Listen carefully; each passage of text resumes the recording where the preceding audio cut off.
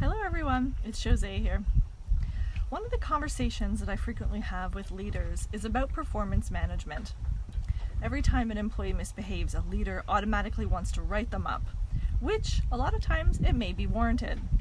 But to be able to performance manage an employee, it's important as leaders for us to recognize the differences in performance management. So let me explain. Technically, if you're going to write someone up, there should be in your organization different types of write-ups for different situations. There is performance-based write-ups and there's behavior-based write-ups. Those forms that you're using for those different types of situations are not the same. And in the eyes of the law, they should not be the same. In many jurisdictions around the world, we have sort of a 3 steps you're out process, which means progressive discipline. You're progressing from a step 1 write-up to a step 2 write-up to a step 3 write-up. And to be able to progress, you have to be written up for the same thing 3 times. Now, an employee can have 10 different write-ups in their file for 10 different reasons, and that is not warranted by progressive discipline. Meaning, if your government, your Ministry of Labor, contacted you as the employer because the employee claimed that they're being unjustly treated, it is perhaps possible that the employee is right.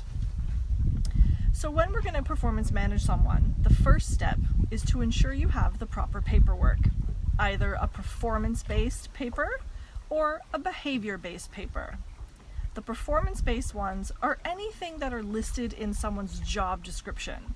So if an employee is not doing something that is skills or abilities related to their job description, then it would be performance-based. If someone is not behaving and that's their personal attitude, or perhaps they're calling in sick all the time, maybe they're having arguments with other people, that's behavior because they have a choice in what they're doing.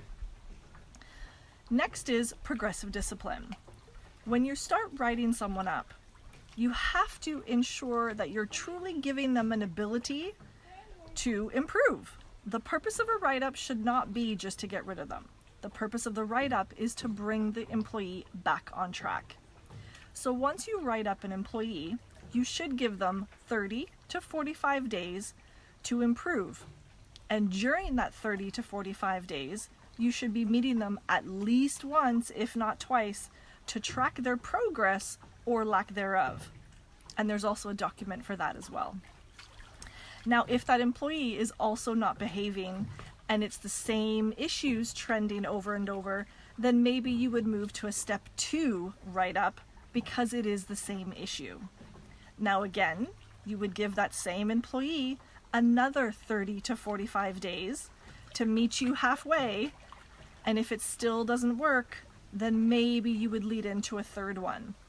So the process of progressive discipline is the same, whether it is performance-based or behavior-based. But overall, performance management does tend to take a minimum of 3 to 6 months. So as leaders, keep in mind, you shouldn't be writing someone up every week. And you should also be meeting your employees to track their progress or their lack thereof. Because overall, our job as leaders is to set our employees up for success. I provide more details about performance management in my book called Navigating HR. Look for it on Amazon. Thanks everyone, and have a great day.